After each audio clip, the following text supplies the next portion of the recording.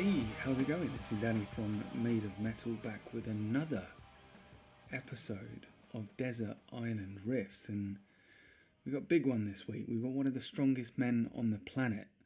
We've got Dean McVie. Now, the list of achievements this guy has in the sport of strongman is ludicrous. He's competed so often, he's achieved so much. It's a real pleasure to be able to have a chat with him about the kind of music that gets him going in a gym setting. The songs that he's picked, it's kind of, as I hoped it would be, a real breadth of music. There's some heavy metal in there, there's some other stuff. We won't spoil it, but yeah, it was a really good chat with Dean. I've known him since Britain's Strongest Man 2021. In the lead up to that competition, we exchanged a couple of messages over Instagram. He was very kind to me in just responding in general, and was very encouraging. But yeah, the first time I actually spoke to him was after he pulled what I think was a new Scottish deadlift record at Britain's Strongest Man. And if you've ever seen Dean in real life compete, or just you can see videos of him at how intense a strongman he is. He was getting himself hyped up for this record-breaking lift. He got it. He was screaming into the crowd about how it was a new Scottish record, slammed the barbell down, stormed into the crowd that was watching, was about to walk past me, stopped, looked at me, his stern face turned into a smile, and he just said, "Oh, how's it going, mate?" and just gave me a little fist bump. And that's kind of encapsulates, I think, both sides of Dean. He's one of the most intense athletes in terms of when it comes to event time and training and things like that. You'll see it in his training videos. He's really focused, really switched on, but in between times, one of the nicest people I've met in the sport.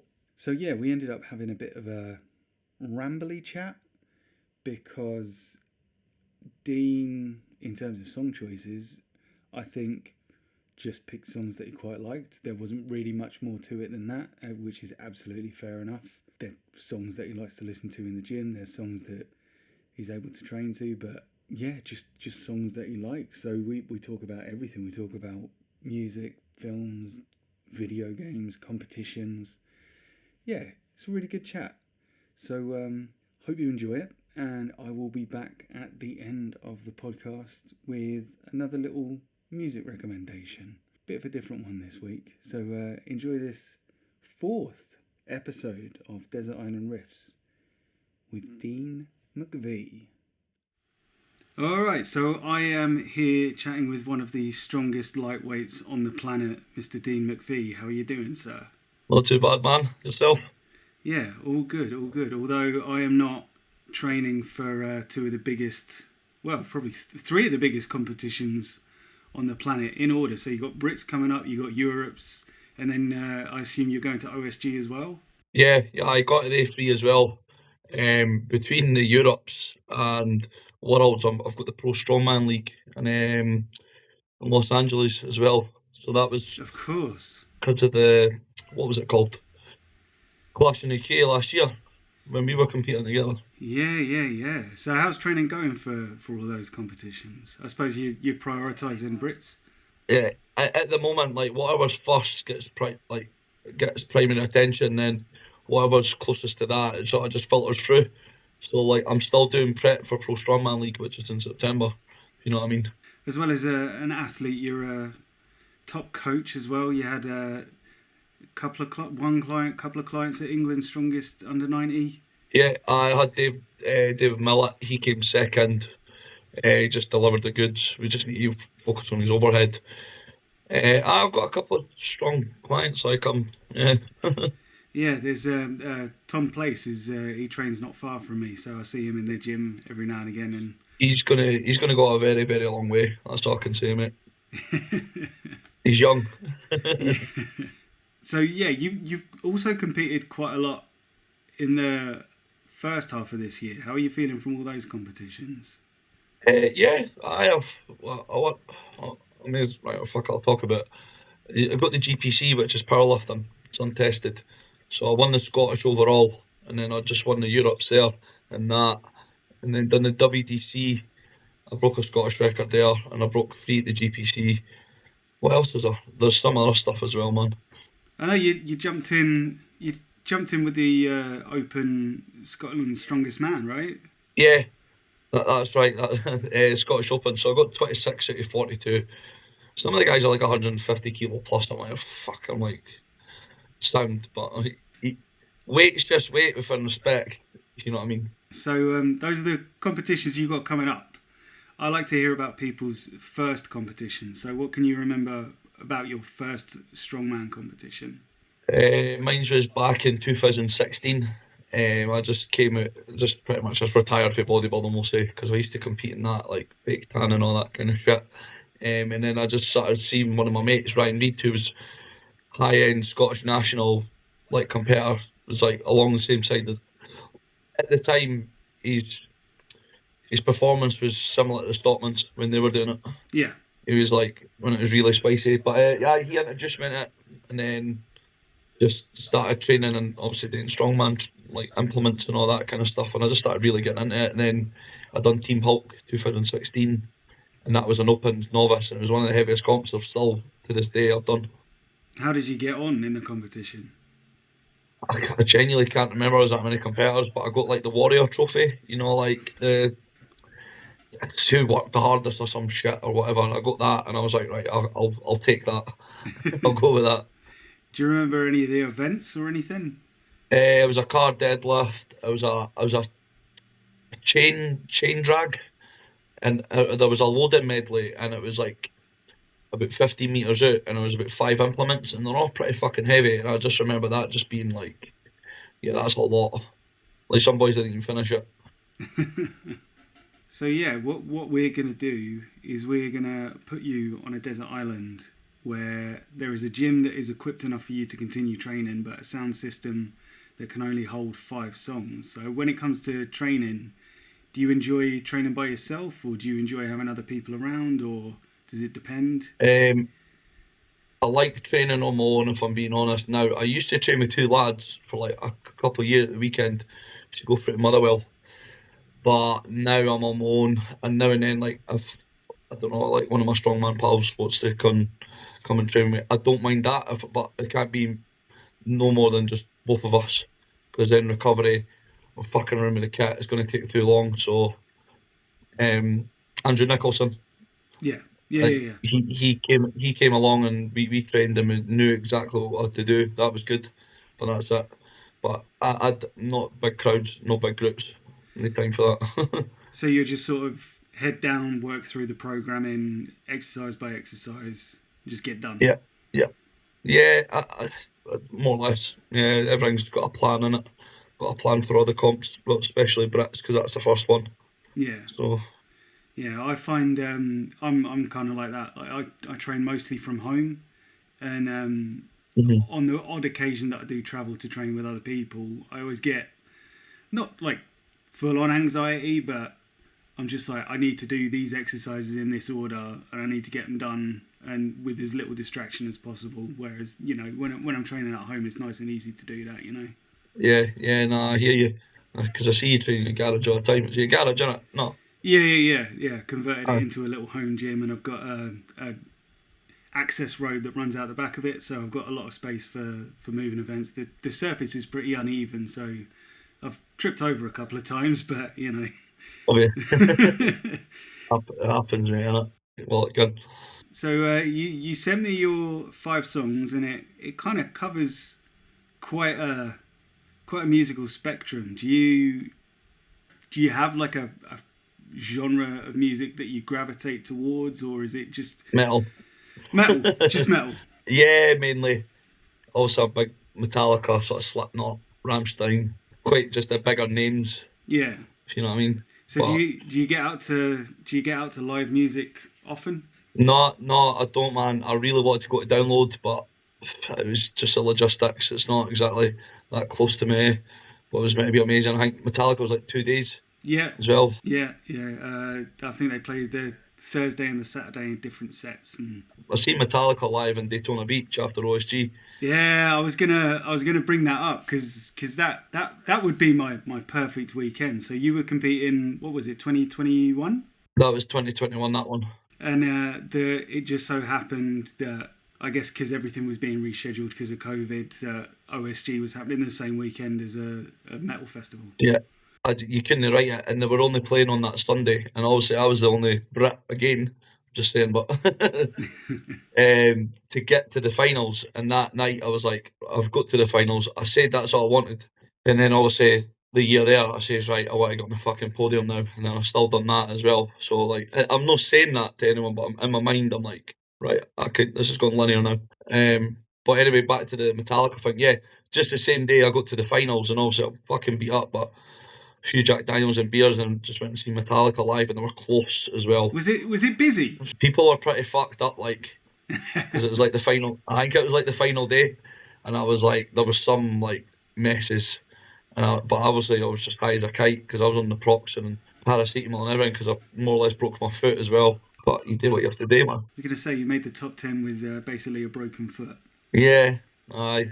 And was that like just before you went out as well?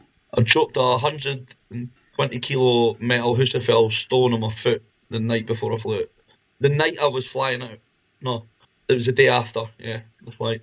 It fucking hurt. I'll bet. It just landed right on my big toe. Fucking broke it. My foot just swelled up, and then it fucking, well, more or less a bit more on my big toe, and it just went black. And then because my foot was so fucked, I done the car walk at OSG, and I think I got the second fastest time or something. I can't mind. It was like fast enough. And then because it was on tyres, instead of just on a yoke, it just slides and then it's done. This, like, the rubber bounced back and forth on the tyre, so then my ankle internally and externally buckled, and that is just like I couldn't fit my foot in my shoe. And then I was just like, oh well, here we go then. We're into the finals though. Yeah, there's that awesome. It's not quite point of view with the camera on the hood of the car. You doing the car walk, and you can see. I don't know how much of the pain in your face is your foot, and how much is just the weight of the car. But yeah, it looked like a ride.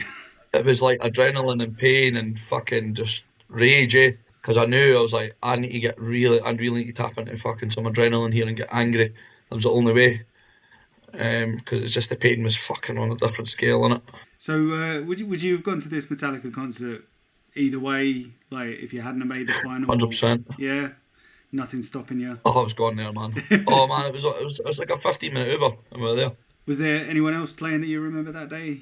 It was big, like, but there was another big name, but I can't mind his name. But I wasn't interested in that in the slightest. Fair enough. Fair enough. So you were there for Metallica, and if we get into the songs that you picked for your Desert Island Gym, the first one is Metallica, and it's a Metallica song that I absolutely love, but I feel like it doesn't get talked about anywhere near as much as some of the other songs. It's Of Wolf and Man. of Wolf and Man, yeah. So what is it about this song over all of the others? You know what? Like, I'm not really attention to detail, but it's just there's something about it because it's in the Black Album as well, and I don't know. There's just something in it. It's just fucking good, isn't it? Well, it starts off with that like just pounding, just drums and Aye. guitar, and And and it just keeps that sort of pounding, driving the whole way through. It's just like you've got to bang your head to it, haven't you? aye. Oh, I think it's definitely one of the better ones. I was going to say Master Puppets, but it's turned into a bit of a generic song now, innit? Because it's also Stranger Things. I think it's been bleeded out, but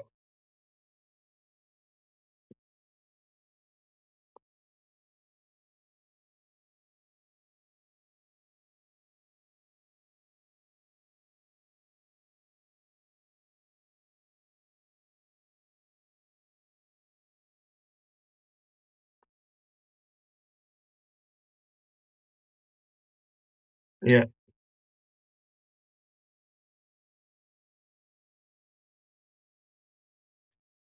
aye.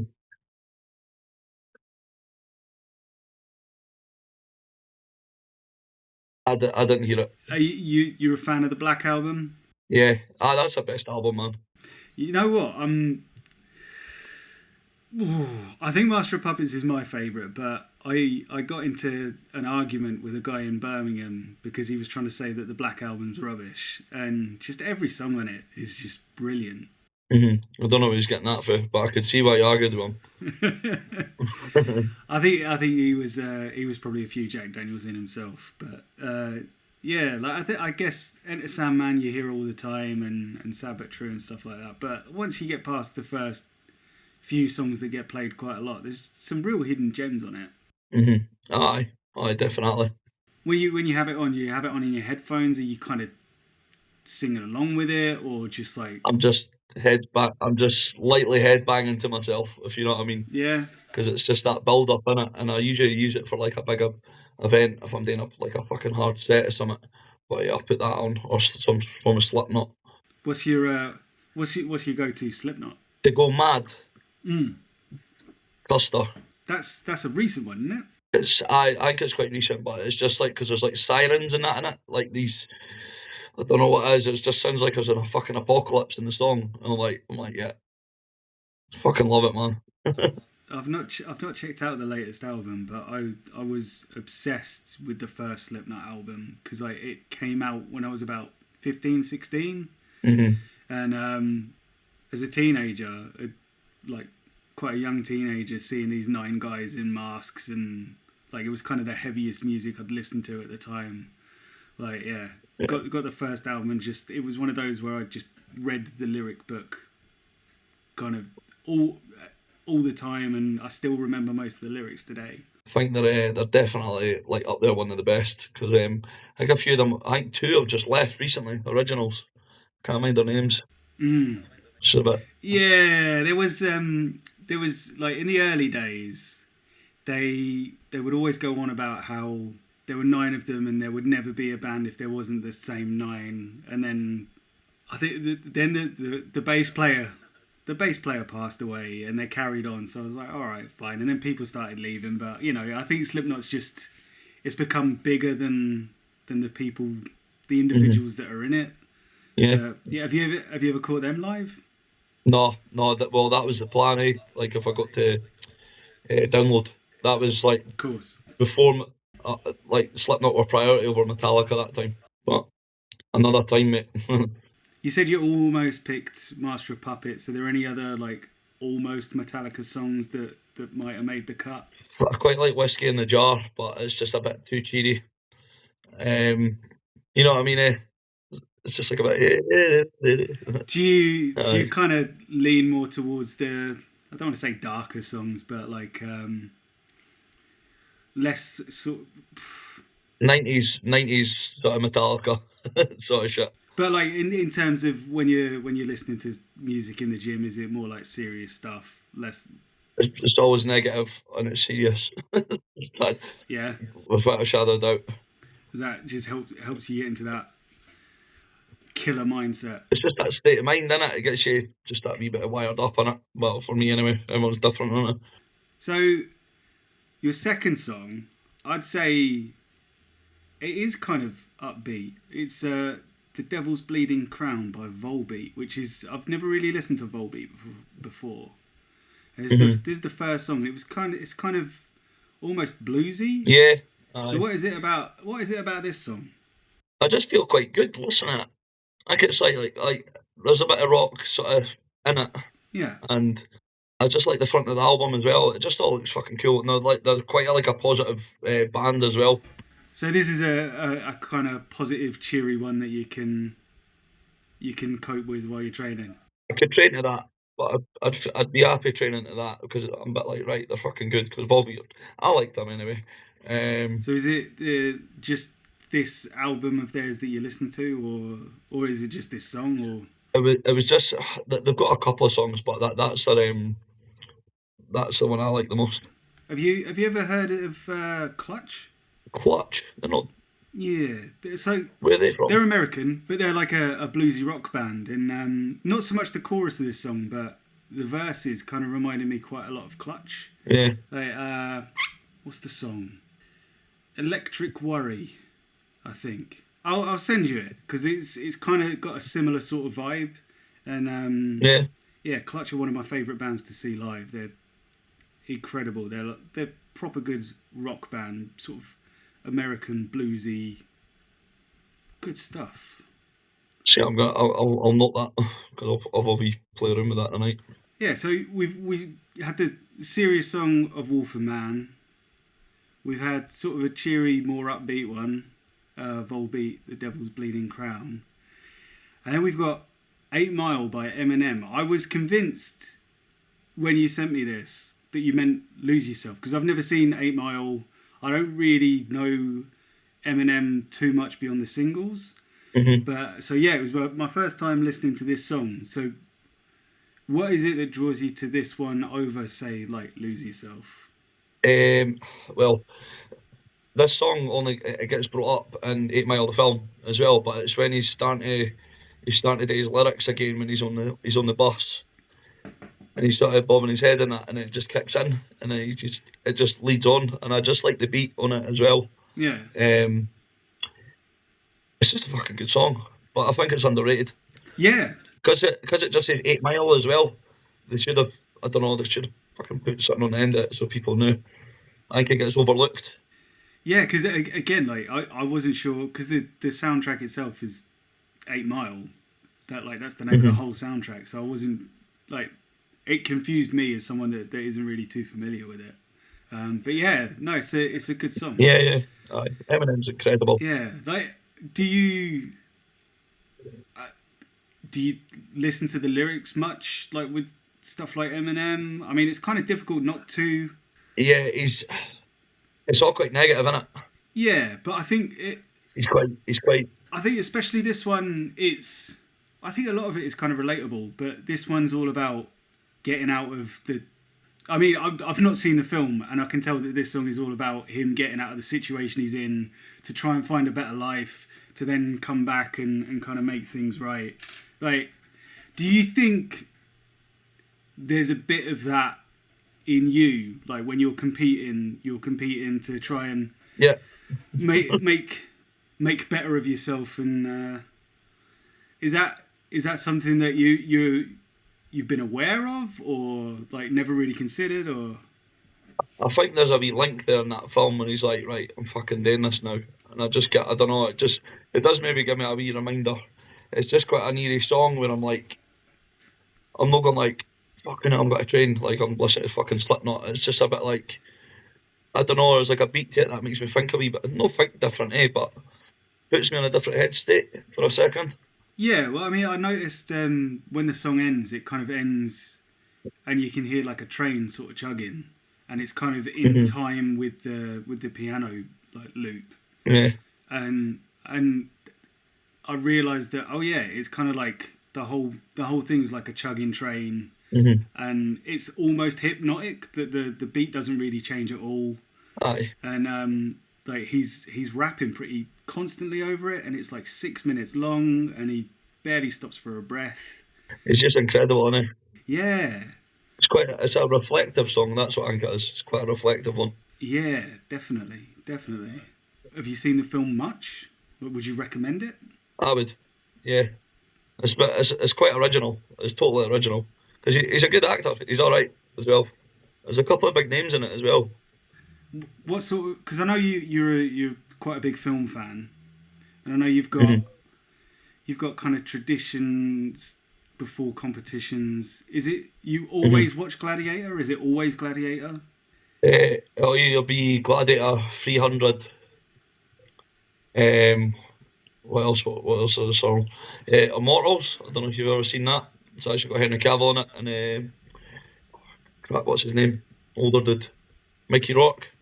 Is it Mickey Rock? I think I've seen that one maybe once. Aye, but it was quite a good film. Yeah, it just gets me in a bit of a headspace. It's like a placebo effect as well. So that's part of my down regulation phase, I call it. So that's my recovery state where I just zen out. What other sorts of films do you watch? Stuff like that, and obviously I watch series and all that. Like I've got fucking Netflix on it now, but there's nothing on it now. But I'm watching Breaking Bad again. You know, but movies are for the weekend. You know what I mean? I tend to keep things light. I'll watch the same stupid American sitcoms over and over again, and Yeah, just keep it nice and low stakes. aye. No, I like quite violent stuff, to be honest. Like Sons of Anarchy as well. It's fucking brilliant. So from 8 Mile from Eminem, we move on to I don't. I think this one's pretty self-explanatory. It's Queen. The show must go on. I think it's underrated a wee bit. It's not like one of the it's Queen's on it. Like you're in a fucking someone's 40th or something. It's like I think it's a good definition of how good his voice is as well. So do you listen to much Queen? Um, Not as much as I used to, but I'll listen to a couple of maybe if I'm drinking, but it'll come to the company there as well. Yeah, yeah. I tend to only listen to for my sins. I only listen to the greatest hits. So I've got like a triple set of greatest hits 1, 2, and 3. But one of my mates is a real big Queen fan. He's got the entire discography and knows all the songs. And That's cool. Like yeah. They've got some real hidden gems. But I think you're right. Show must go on. Like it's just such a huge, powerful song, and like yeah, it really shows off his vocals. there's I see like I'm a big Queen fan because I went to see a guy called Gary Mullen, Yeah. who just a Scottish Glaswegian guy. He won Stars in Eyes, but he was Freddie Mercury. Oh, nice. And we went, me and my mate, who I was working with in a gym as a PT, we went up to Inverness and seen him, and obviously we just got pissed as well, and it was unbelievable. And then like 2 months later, the fucking lockdown happened. Oh, I bet that was amazing because like to win stars in their eyes, you got to properly sound like the person you're impersonating, and you know with like a tribute show, you're gonna get like the big songs. Yeah. Mm-hmm. Was it the kind of tribute show where there were like costume changes and stuff? He was dressed up anyway. Yeah. Aye, well, sort of, he only had a white vest on, really, kid, that's all he really. And the fucking weird blazer, fucking bottoms. I suppose when you got the voice, that's all you really need. He was really good, man. If you go and you put Stars in Her Eyes, Gary Mullen or Freddie Mercury, it's a kind of magic. And I Yeah. mean, it's like weird how much he sounds like him. I've always been partial to for Queen, Princes of the Universe. Is that because Highlander? It's not actually. It's just probably one of the most heavy metal Queen songs. I think it's just Yeah. so heavy. Like I was trying to convince the guy that I was in a band with that we should cover it and make it really loud and really slow and just really heavy. That'd be good. Not attempt the vocals like, but yeah, just Mm-hmm. really heavy it up because I think Queen. Aye, because that's a big song in Highlander, eh? Yeah, and Queen have got their real heavy moments. Is this song gonna go on for any specific sort of training or just? I sometimes use that for like a 1 rep max. So is there? I'm trying to think how it starts. Is there like a certain bit in the song that you'll wait for? Yeah. So it's the bit when he just sort of screams, "Show must go on," Yeah, and then he says it again, and then he bleeds out a wee bit, like obviously with his voice, and I'm like, yeah, that's enough time for me to hit that PB or like that 1 rep max. yeah. I can hear it. I can see it. Yeah, So it echoes in, and then he says it again. It's just so good. yeah. And so we'll move on to your final song that you're going to take to the desert island, which is one of the Mhm. reasons why I wanted to get you on this, because I know as well as like Metallica and stuff like that, you're really into scores, and I know you listen to like film scores quite a lot. But this song that you've chosen by Jeremy Soule, Hmm. Yeah, Dragonborn, which is from yeah, the Skyrim soundtrack. that's right. So are you? I know you like your games as well. Is Skyrim one of your favorites? Oh, I've completed it 3 times. So yeah, it is. Yeah, I got lost. I just kept stumbling upon things to do and just completely lost the main Yeah, quest. you can get like really caught up. I done that in Oblivion. Really got caught up in that, but mm, So Dragonborn is that another One Rep Max song. That's fucking just go berserk. Like, just anything. Like, just put that on and can go. Because you like Oblivion, you like Skyrim. I know. Fallout. So you're big into your role playing games. Aye. I'm playing I like Legend of Zelda. I'm playing Tears of the Kingdom now. I really want to pick up a Switch, and pretty much purely because of those Zelda games. So That's why I done it. I take it you finished the first one, Breath of the Wild. Aye. Brilliant. How's Tears of the Kingdom stacking up? There's more dexterity in it, we'll say. Like, you need to think a wee bit more. I've seen like there's a whole mechanic where you can make like crazy contraptions and cars and boats and stuff. Oh, you can make shit fly in the air and all that. Like, I don't want to ruin it, but aye, it's all there. Have you experimented much with that? Because I've seen like people made like full on mech suits and stuff like that. I've not touched it. I've not touched it yet. I'm just sort of just continuing the game because it's that fucking big as well. Yeah, it's really, really big. Yeah, that was like you mentioned Fallout. That's one of the things that, again, I stopped playing Fallout 4 when it got to the part where you can start building your own house, and Yeah, I remember that. I never know what to do, and I just sort of walk away from it and forget to come back. So that's I think twice now. That's about as far as I've gotten. Did you play New Vegas? The only like properly open world role playing game that I've finished, and I mean like unless you count like the Dark Souls and Elden Ring and stuff, was Cyberpunk. And I don't know why Cyberpunk 2077. I managed to get to the end of it and did like pretty much all the side quests and everything. And I think it was quite. It was It reminded me of like Demolition Man meets Judge Dredd meets fucking Blade Runner, something like that. You know what I mean? Yeah. And it was just fucking brilliant. But there was a couple of bits in it, and I was like, because I'd never completed it.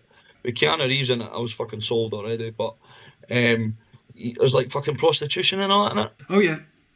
And I was like, and I went, what the fuck? I was like, this is like really fucking like, whoa, this is weird.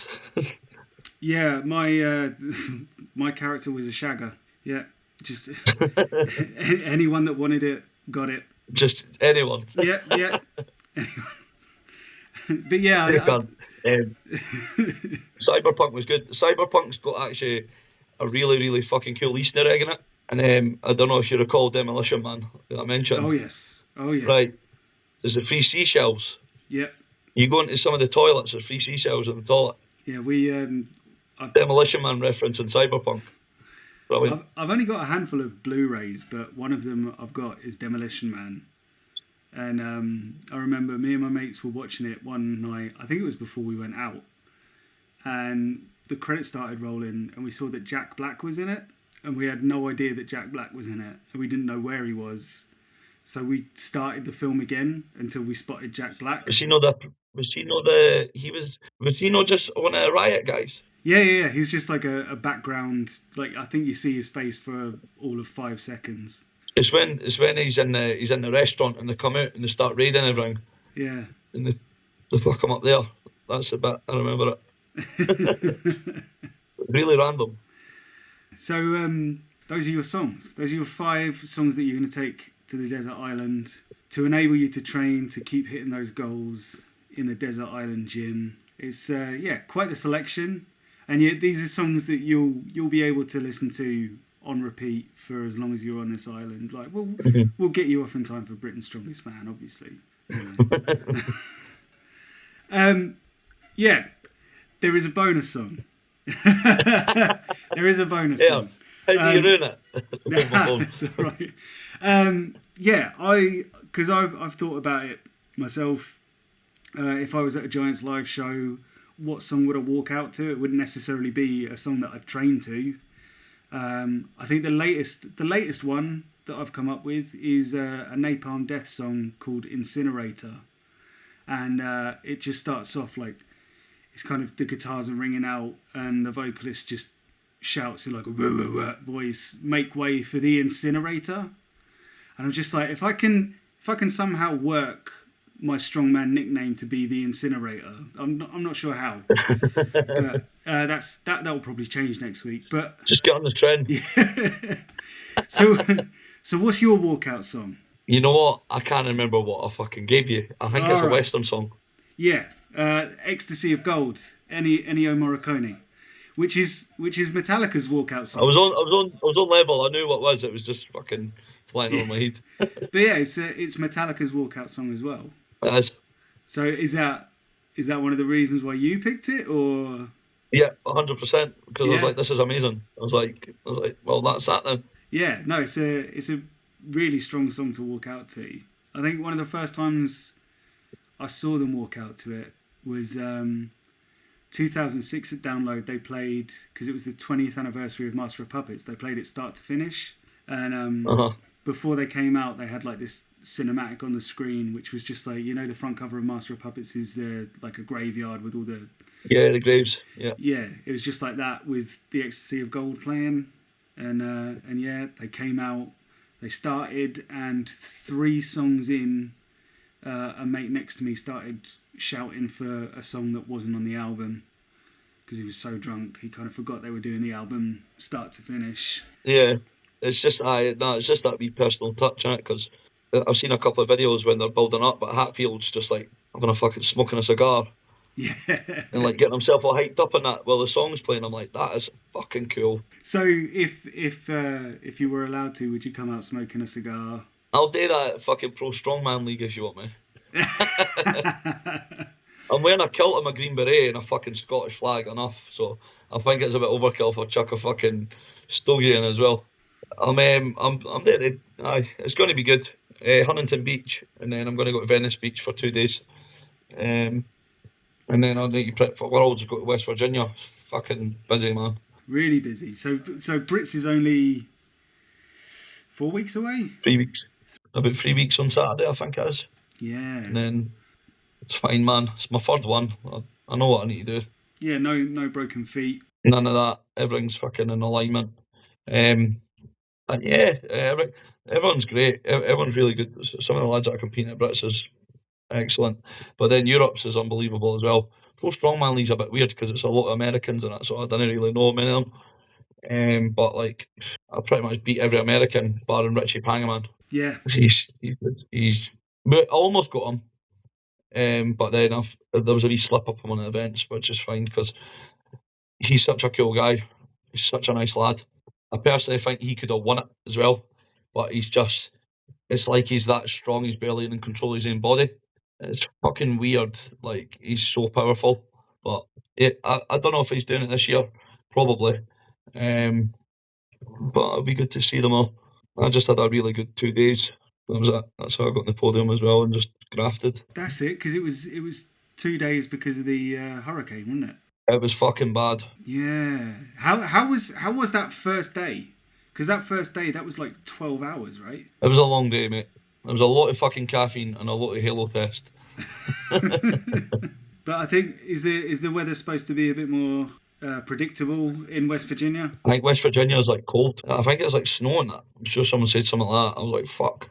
That's fine for me because I love the cold, but fucking hate the heat, man. Well, obviously, good luck for Brits. I will see you there because I'm going to be commentating on the live stream. So You doing that with Shane? No. yeah, Shane and Christine Matthews. I don't know. Yeah. I don't know if Shane's doing both days. I don't know who's doing both days. I'm kind of gearing myself up for both days. I don't know if Shane's going to just do the under-90s because that's the one he was going to compete in.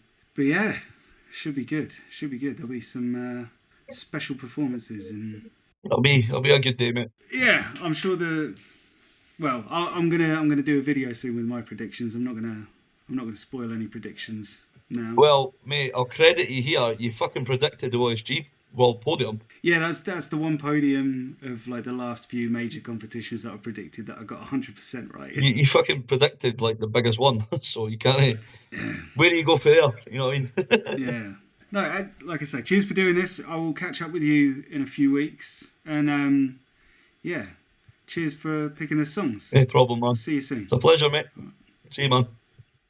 So there we go. That was Dean talking about the songs that he likes, as well as lots and lots of other things. It was a lovely chat with Dean. Can't wait to see him compete at Britain's Strongest Man in a few weeks. He is hungry for that podium. He narrowly missed out last year, and I think this year he wants to stand on the Brits podium, he wants to stand on the Europe's podium, and he wants to stand on the official Strongman Games podium once again.